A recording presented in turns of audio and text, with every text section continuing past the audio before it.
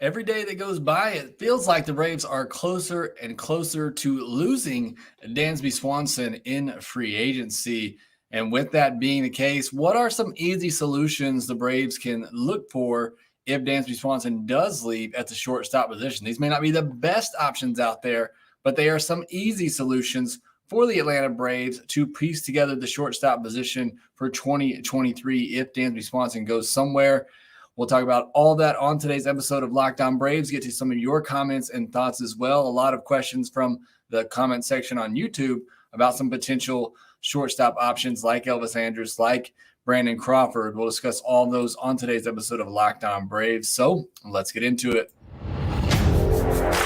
You are Locked On Braves, your daily Atlanta Braves podcast. Part of the Locked On Podcast Network, your team every day.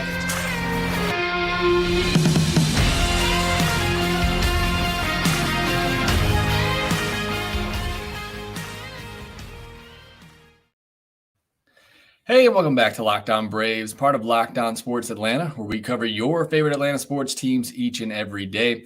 I am your host, Jake Mastriani. You can follow me on Twitter at shortstopball.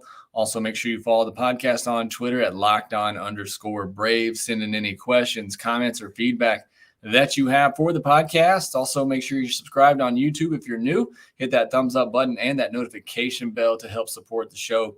And as always, thanks for making Locked On Braves your first listen of each and every day. And I'm looking forward to today's episode. I want to make this a conversational episode. I'll be checking the comments throughout, but I want to talk about the shortstop position if Dansby Swanson leaves. We talked to yesterday's podcast. What would it take to sign Dansby? Just how much further would the Braves have to go in order to sign Dansby? And I think the majority of us, and I think a lot of people out there, maybe even the Braves at this point, feel like they're not going to be able to get to a place where they feel comfortable to sign Dansby Swanson. And I feel like there's enough suitors out there and enough teams that need Dansby Swanson, that want Dansby Swanson, that they're going to offer him something at a price point and a length that the Braves won't be willing to go to. Now, William Fulgham in the chat section doesn't necessarily agree. He says Dansby will be back. He wants to win, and it's us or the Dodgers, and the Dodgers don't want to spend the money. So I think he'll do a 5-year deal for $130 and an option for 6 at $25. I disagree with you, William. I think he gets at least 6 years, if not 7. And I think I do agree with you on the fact that it looks like the Dodgers are trying to stay under the luxury tax this year. Now, they could still sign Dansby and be under the luxury tax with where they are, but it does seem like they are trying to cut back expenses this year a little bit. But I think there's the Cubs. The Cardinals, who I think are probably out, could still afford him. The Red Sox can definitely afford him. And the Twins, they threw a lot of money towards Carlos Correa, didn't end up getting him, but just shows you their willingness to be able to spend if the fit is right. I don't know if that right fit is Dansby Swanson for them, but there are still several teams out there that are willing to spend. So if the Braves can't get Dansby Swanson, and again, it's starting to look that way, just where we know the Braves offer is, again, talked about that on yesterday's podcast, their latest offer around $100 million. I think you got to believe he's getting an offer close to $150 million. So that's way too much of a difference between where the Braves are and where likely other offers are right now. JL says that Vaughn Grissom just makes sense instead of paying Swanson $1 billion. Vaughn Grissom is certainly, one of the 4 options that I wanted to discuss today. So we'll go into that one next because these aren't in any real particular order. There are some that I want to discuss that a lot of you have asked about, but I just feel personally, the feeling that I get is Vaughn Grissom's not ready. He's not ready to handle the position defensively. All the scouts, evaluators who watched him in the minors, who know more than me. I wasn't able to watch Vaughn on a regular basis. I have gone back and watched several of his games, and quite frankly, I didn't see anything that necessarily jumped out as him being great defensively. I didn't necessarily see anything that said he can't handle the position defensively. But again, all of those who watched him and talent evaluators say They don't believe he can handle the position at the big league level. And what we saw from him at the big league level at second base, a position that's not as daunting to play defensively, it was not great. So I don't think he's ready. I'm not ready to give up on him becoming the future shortstop. I just don't think he's ready right now. But I do think it is an option. You could certainly do it. I think the bat's going to play. You do wonder if the pressures of trying to hold down the shortstop position hurt him at the plate a little bit, which, oh, by the way, he struggled a little bit at the plate last year, at the end of last year, when pitchers started to adjust to him. So I just think that's a big ask for Vaughn Grissom right now. AG7 says, Braves and Alex Anthopoulos don't ever show their cards, but I don't see any way Dansby returns. They're going with Vaughn, so hopefully they upgrade left field. That's part of the equation tonight with some of the options I want to talk about, is that if you're going to do some of these easy solutions at shortstop, I feel like you have to upgrade somewhere else. So let's talk about this first one. And this is a player a lot of you asked about in the comment section on YouTube yesterday, and we've mentioned him before, and that's Elvis Andrus. If the Braves don't sign Dansby Swanson, I think one of the easier solutions, and you don't feel Vaughn Grissom is ready, I feel one of the easier solutions is Elvis Andrus. Now, it's not a great solution. It's a stopgap solution. But Andrus is 34 years old. He was a 3.5 WAR player last year, according to Fangraphs. But really, pretty much since 2014, he's been a 2-win player, which is not terrible. But obviously, Dansby was a 6-win player last year. But I think Dansby, in a normal season, I think he's a 4-win player, which is still, Andrus is half of that. He's always been solid defensively. Now, he was about middle of the pack last year, so not great, not bad, not going to kill you at the position. He can give you double-digit homers and double-digit steals. I mean, you're looking at somebody who can give you 15 home runs and steal 15 bags. He doesn't swing and miss a lot. He's a guy you can throw at the bottom of your order, put in the 9-hole, and I think he would be just fine. Now, I don't love it, and I wonder how much you can sign him for. Can you get him for $5 million or less? Because with where the expected tax payroll is right now, even a $5 million signing takes them over the luxury tax. Elvis Andrus is not a player worth going over the luxury tax for. Dansby Swanson is, and the Braves have said they'd be willing to go into the tax for a good fit. That's Dansby Swanson. That's not Elvis Andrus. So they have to find a way to cut some money, even to sign somebody like Andrus, or sign him and go get Andrew Benintendi, go get Michael Conforto for left field to make it worth going into that luxury tax for. Jose Iglesias last year got a 1-year, $5 million deal. Anderson Simmons got 1 year, $4 million. So I think you could get Andrus for 6, 7, I think at most $8 million, but who knows with the way contracts are getting thrown out this year. So that's a couple of options there. We talked about Vaughn Grissom. We talked about Elvis Andrus. And come back, I want to talk about another internal option and one external option that has come up with a possible trade scenario that might involve actually getting rid of Marcell Ozuna. We'll discuss those next. You're hanging out with some friends and putting back a few drinks. A few becomes a few too many. As the evening comes to an end and people start to head out, you think of calling for a ride, but no, you live nearby. You can make it home. It's no big deal. What are the odds you'll get pulled over anyway? And even so, what's the worst that could happen? Your insurance goes up, you lose your license, you lose your job, you total your car, or perhaps you kill someone. Everyone knows about the risk of driving drunk. The results are tragic and often deadly. However, that still doesn't stop everyone from getting behind the wheel while under the influence. That's why police officers are out there right now looking for impaired drivers on your roads to save lives. So if you think you're okay to drive after a few drinks, think again, play it safe, and plan ahead to get a ride. It only takes one mistake to change your life or someone else's forever. Drive sober or get pulled over. This message brought to you by the National Highway Traffic Safety Administration. So I want to jump back into the comments real quick, and then I'll give you a couple of more of these options I'm talking about. JL said, let's not sign Dansby and get a left fielder at the trade deadline. I don't know that you can wait till the trade deadline, but certainly I think this team is competitive enough. You could wait till the trade deadline. I don't think they want to do that unless the options do not make sense. Jason Goat says, "Hey man, I'm a Brewers fan here because of the Adames rumors, but I have to say I think Grissom is extremely underrated by Braves fans. He's probably going to be better in 1 to 2 years." I agree. Look, I'm not giving up on Grissom at shortstop at all. I just worry about to start 2023. Is he ready? I think he needs a little bit more grooming at the minor league level defensively and take the things that he learned, at the big league level. And perhaps he's ready by midseason. I just worry about thrusting him into that to start the year and what that could potentially do to his development. Drew Acosta says, "I think they should move Vaughn into the left and sign Dansby or trade for one." That's certainly, if they sign Dansby, I think that's certainly an option. David Meyer says, "Bring back Johan Camargo." Good jokes there from David. Hines says, "I hope Dansby's already agreed to a contract with the Braves. Maybe they've agreed not to announce it until after his honeymoon. His focus should be on Mal and his wedding right now, not himself." I hope that's the case, Hines, but I doubt that it is. But I do think we get a decision, middle of next week. I'd be surprised if we don't.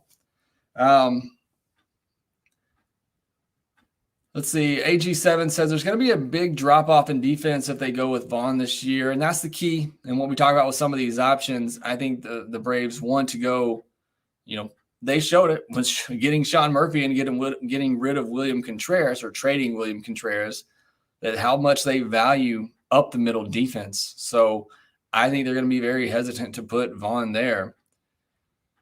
I had somebody mention Brandon Drury. I had somebody else mention Brandon Drury. He's played 60 innings, I think, at shortstop at the big league level. I don't consider him a good stopgap for Grissom. William says, "You do a good job and I love your podcast." I really do appreciate that. Hines says, "Would you rather have Andrus or Iglesias at shortstop to complement Vaughn? I might lean towards Jose Iglesias or a contact hitter and a power lineup."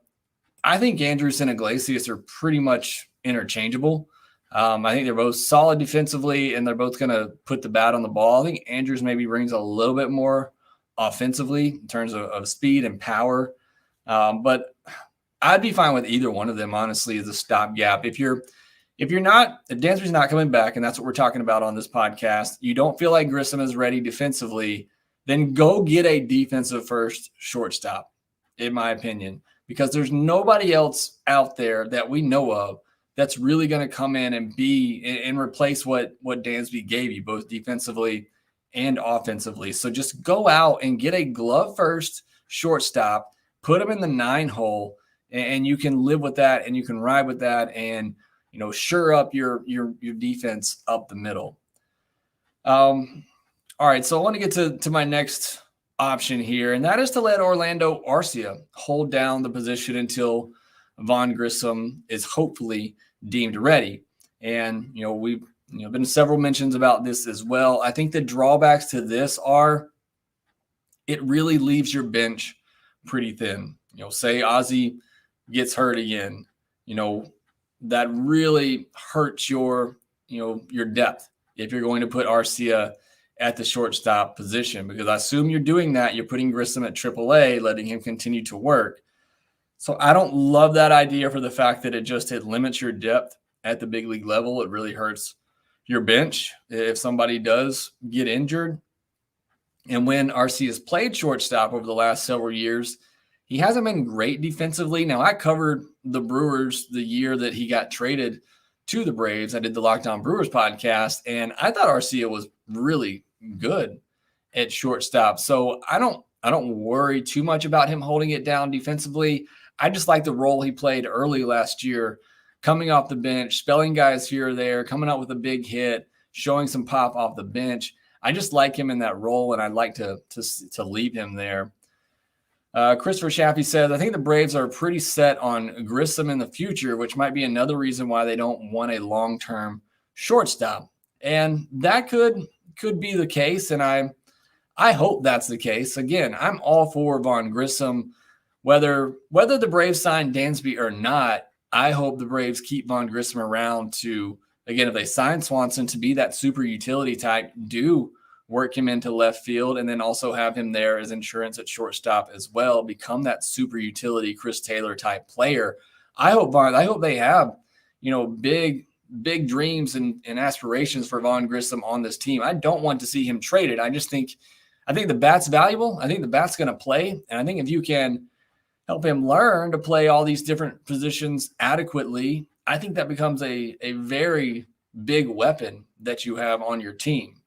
There's a lot of you in here, Drew Costa saying, try him in left field. Others in here saying, try him in left field. Again, if he's the shortstop of the future, talking about Vaughn Grissom, then great. I hope that's the case. If not, I still hope the Braves hold on to Vaughn Grissom and use him in that super utility type role. Anthony Hood says, I see Grissom and Arcia splitting time at short, and AA goes out and gets a left fielder. My opinion on that is that if you think Grissom is the shortstop of the future, but you think he needs to work on things defensively, let him work on those things at the AAA level. And then if he's showing improvement, bring him up in, a couple of months. I don't like the idea of Grissom coming up, and I've seen others, mention the idea of platooning him. You're not platooning Vaughn Grissom, and I don't think you bring him up at the major league level to put him in a part-time duty role with Orlando Arcia. In my opinion, if Grissom's up and you feel like he's the shortstop of the future, then you play him at shortstop. If you feel like he needs to continue to develop and work on things defensively, maybe offensively as well, then I think you put him at AAA for the first couple of months. Hopefully he proves that, and then you call him back up. But it's possible that they let Grissom and Arcia, split time there. I could certainly see them doing that. Trying to get to the comments specifically about shortstop here. Don't see a lot more on here. So I'm going to get to my final option here. And this is another one that a lot of you have asked me about since the San Francisco Giants signed Carlos Correa. And that is, what about Brandon Crawford? And I think this is a fascinating one. This doesn't necessarily fit the title as an easy solution, as I think this will be the most difficult one of the four we've talked about. But obviously, the Giants are going to play Carlos Correa at shortstop. I don't know that Brandon Crawford is in their plans at the moment. He turns 36 in January, so he's obviously up there in age. He's making $16 million next year. He was a 6.3 WAR player in 2021, but then just a 2 WAR player last year. He's pretty much been a 2 WAR player since 2017, and most of that production comes from the defensive side, where he's always been very good. And this is the move that if you strictly just wanted to get somebody to hold down the position and play, good, solid defense at shortstop, then you go and get Brandon Crawford. Now, I think there has to be more to this. If you're going to acquire Brandon Crawford, you do so in a way that you shed money. Whether you trade Eddie Rosario and perhaps the Giants throw in some money, or, and I don't want to get anybody too excited about this, or you trade Marcell Ozuna. Now, Ozuna's owed $18 million this year. Crawford is owed $16 million, and Ozuna has another year at $18 million. I think the only way this works is if the Braves, trade Ozuna and Darius Vines, and the Braves throw in $18 to $20 million. They essentially pay for next year's salary. In my opinion, it's the only way that it works. I think perhaps it's a possibility. It depends on what the Giants are going to do with Ozuna. Are they just going to trade for him and then cut him, essentially get the prospect? Or do they actually think he has value? And a lot has to do with how they evaluate Brandon Crawford and what his role is on the team now. And I just honestly don't know enough about the Giants as far as what else they have and what the role would be for Brandon Crawford. I'm not saying I love this idea.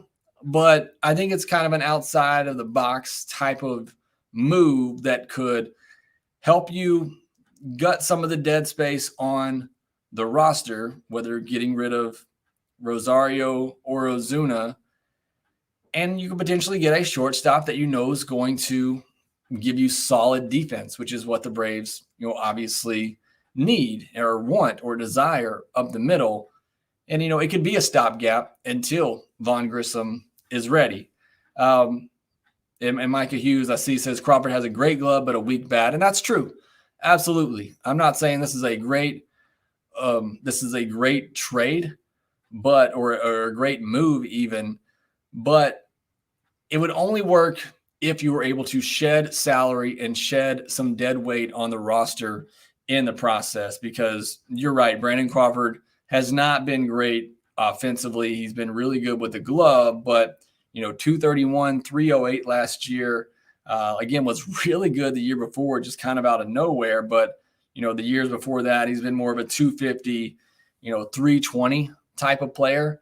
Again, somebody you can stick at the bottom of the lineup, somebody that's going to give you solid defense. So those are some of the options I think the Braves have if, Dansby Swanson doesn't sign, some of the easier options. Otherwise, you're talking about looking at the trade market and some of the options we talked about yesterday. Does Ha-Seong Kim become available? Is there a prospect in another system that's blocked that the Braves could perhaps trade from their starting pitching depth to acquire? That's kind of what you're looking at if Dansby Swanson doesn't come back. But I'm still hoping, like a lot of you in the chat section and in the comments are, that Dansby is still the option, and then you can move Grissom to left field, or maybe once you go over the luxury tax, you just go crazy and find a good left fielder as well. I would love to see that happen, but as Josh Ghetto said, Ozuna is unmovable. If there was a way to move him, it would have happened already. Even adding a sweetener is a non-starter. And yeah, that's kind of where I'm at with Ozuna, and kind of where I've been at when people have asked me that question the last couple of weeks. If there was a move to be made, I just feel like Alex Anthopoulos would have made it. The only reason I mentioned Crawford is because the Correa signing does open up that possibility. Again, the Braves would have to throw in $20 million and a prospect or two to even make it possible. And that's just if the Giants wanted to get rid of Crawford. It's still highly unlikely. I don't know that Ozuna moves at all. I've seen a lot of people mention Donaldson as a possibility. I don't really get the Yankees' motivation to do that. I don't think that's a good fit either. Again, Ozuna is just so difficult to move right now. I'm getting the feeling that the Braves are just going to go into the year with him. Hope, pray, cross their fingers, whatever you got to do to hope that he shows you something. And then if not, I think you just cut ties with him during the season. But you just kind of get that feeling that they're going to have to, that he will be on the roster, and they're just going to have to hope that he shows you something. All right, come back. I want to get to some more of your comments. Got some news as well. There was a big signing on Thursday, a New York team, but this time it was not the Mets, fortunately, and we will talk about that next. BetOnline.net is your number one source for sports betting info, stats, news, and analysis. Get the latest odds and trends for every professional and amateur league out there, from football to basketball to soccer and esports. They got it all at BetOnline.net. You got some Thursday night football going on right now, the Seahawks and the Niners, I believe. And then you got some more football coming over the weekend, some bowl games as well, if you're into that. If you love sports, you love sports podcasts, you can find those at BetOnline as well. They're always the fastest and easiest way to get your betting fix, and doing so responsibly. Head to the website today or use your mobile device to learn more. BetOnline, where the game starts. All right, before we get back into the shortstop discussion and look at some of your comments, I did want to talk about some news. Carlos Rodon, the biggest free agent left on the market, got 6 years and $162 million from the Yankees. So the Yankees beef up that bullpen, and it's good to see the Mets not make another huge signing. The Mets did, however, sign Omar Narvaez, a pretty interesting signing for them. I know they have the number one prospect in baseball who is a catcher, and Francisco Alvarez, who I believe is going to be taking over that job. But they said they like the left-handed bat of Narvaez, and so they picked him up for 1 year. Blue Jays signed Kevin Kiermaier to a 1 year, $9 million deal. Brad Boxberger gets $2.8 million from the Cubs. I jokingly said that takes them out of the Dansby Swanson races, but unfortunately, that is not. According to Hickok, Dansby is going to the Cubs, so he doesn't believe that the Brad Boxberger signing took them out of the Dansby sweepstakes. And then Red Sox designated Jeter Downs for assignment. He's one of the big prospects that they got in the Mookie Betts trade. And I see William Fulgham asking about that as well. And I had somebody else on YouTube ask me about that. Look, I taking a flyer on him and picking him up, for AAA and seeing what you can do. I guess I would not put much stock into that. Look, if the Red Sox, who have a hole at shortstop, DFA'd him, I think that tells you a lot about how they feel about his talent and his potential. But somebody's going to take a shot on him, that's for sure. And the Braves could certainly use some position player, prospect with perhaps some upside left there.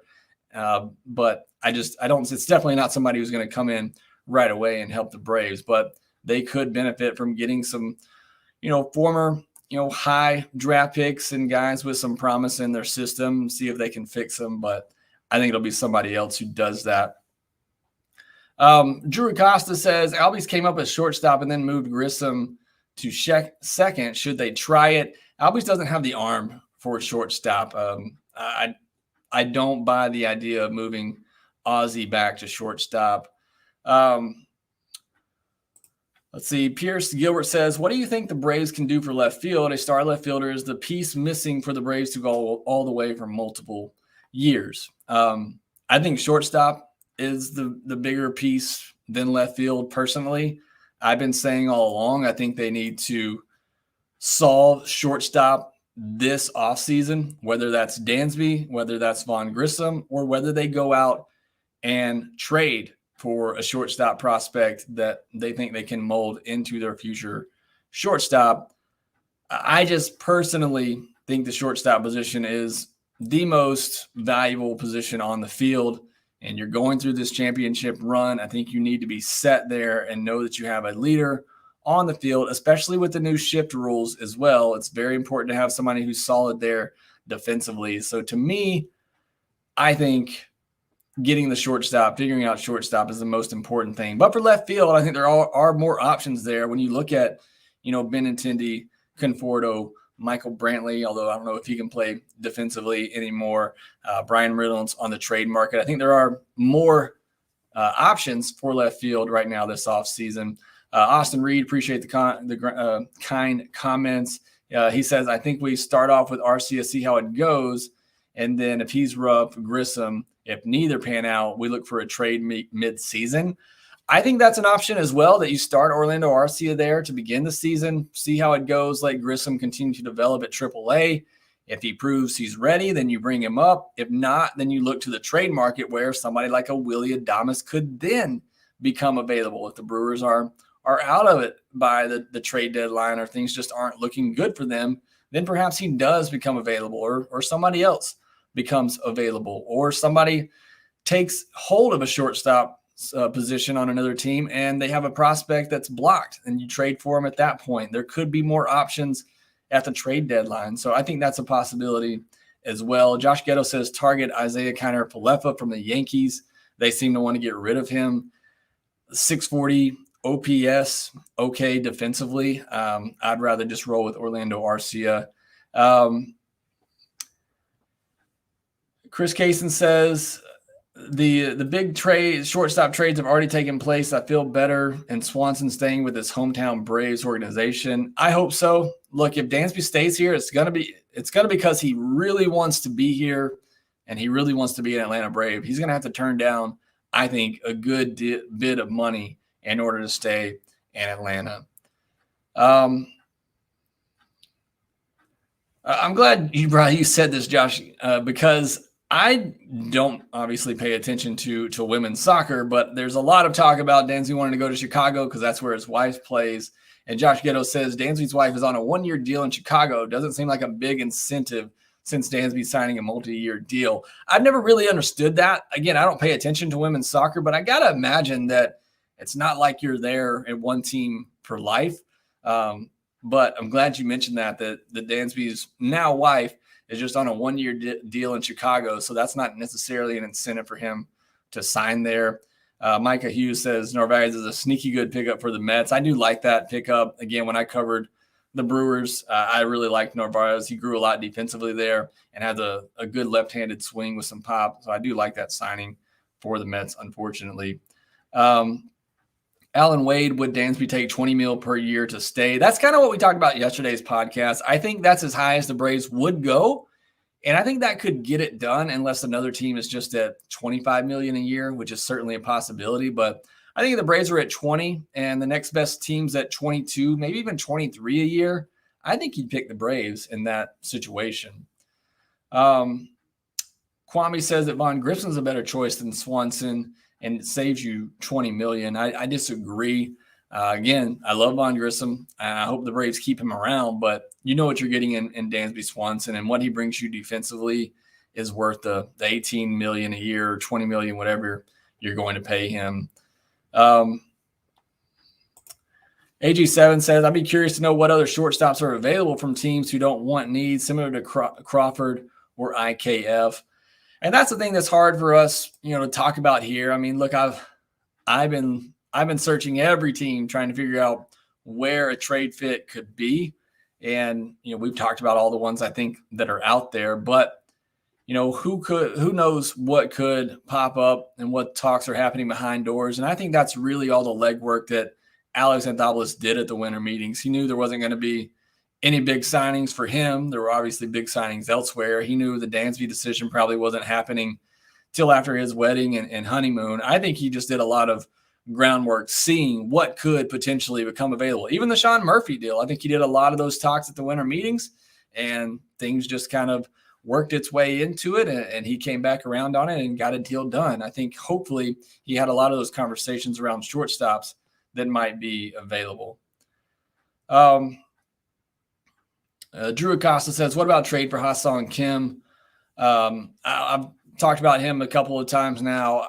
I think that's, to me, if Dansby doesn't sign, and I talked about 4 easy options here tonight, and I didn't mention Ha-Seong Kim because I don't consider that necessarily an easy option. One, because I don't know if he's available. If he's available, that becomes option number 1 for me if Dansby signs elsewhere, because he was really good defensively there for the Padres last year. And again, he's somebody you can put 7, 8, 9 in the lineup and just, let him, whatever he gives you with the bat is great, but, not expensive either. I think he's making like $8 million a year. So I do like Ha-Seong Kim. He'd probably be my top choice if Dansby doesn't come back. I'm going to mention this just real briefly. Alan Wade asked, is Max Fried getting dealt? No, I don't think he's getting dealt. We talked about that yesterday as well, or maybe the day before, whenever that rumor came out. Acosta also mentioned trade for Ahmed Rosario. I don't like Ahmed Rosario. We talked about him yesterday. It's just not a good fit for me. A couple of more here. If Swanson leaves, just ride. This comes from Saylock57. If Swanson leaves, just ride with RC at shortstop and sign Drury for super utility role and start in left field. And that would be okay. If you wanted to roll with Orlando Arcia, put Grissom in AAA to let him continue to develop, then I think you do need to go out and get somebody else as that utility bench, that utility player for the bench to kind of take Arcia's spot. Otherwise, I think that leaves you in a very difficult situation if something were to happen to one of your starters. So, I think that's a good idea. If you wanted to start with Arcia at shortstop, then I think you need to go out and make a move for a utility player. I think Drury may get more than what the Braves would be willing to get. And that's why maybe you go out and sign Andrews anyway. But I do think they would probably have to get somebody else to be that utility player. Ninder says these contracts are out of hand. He's getting at least a $200 million contract. I don't think he's going to get that high, but I think he gets 150, maybe max 180 if things get really crazy. Christopher Chappie says, what do you think the percentage is that Dansby's coming back to Atlanta? I'd put it at like 30% that he's coming back right now. And you had asked me before the offseason, even when the offseason started, I probably would have said something like 75%, but with these contracts that are getting handed out, I'd probably say 30%. Josh Ghetto said, I like Royce Lewis as an option, but it only works if Dansby goes to Minnesota. And that's one I've thought about as well. But again, that only works if Minnesota finds another shortstop. Otherwise, I think they just go with Royce Lewis. But I do like him as a potential fit. All right, a couple more for Hassan Kim. Again, I like Kim. All-Star, all breaks down says, can Grissom perform defensively? Ron Washington says he can. What else is Ron Washington going to say? Is my response to that. And look, I love Ron Washington. I think he's going to do great work with him. And I'm not ready to give up on Vaughn Grissom being able to handle it defensively. I just really question that he could change him in an offseason to suddenly becoming above average defensively. And I don't think the Braves are going to run somebody out there at shortstop that's not at least above average defensively. I just don't see them doing that. If they were going to do that, then yeah, go ahead and throw Grissom out there. If you're willing to throw somebody out there at shortstop who's not above average defensively, then go ahead and throw Grissom out there, because I feel like he's going to hit, but I just don't think the Braves are willing to do that.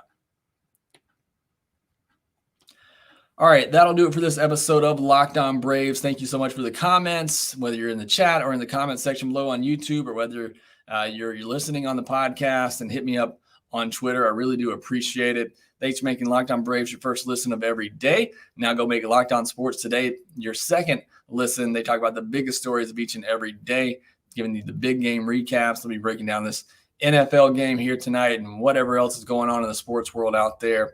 Again, thanks for listening. Be sure to follow us on Twitter at LockedOn_Braves. Follow me at ShortstopBall. Make sure you rate, review, and subscribe to the Locked On Braves podcast wherever you get your podcast, and we'll talk to you next time.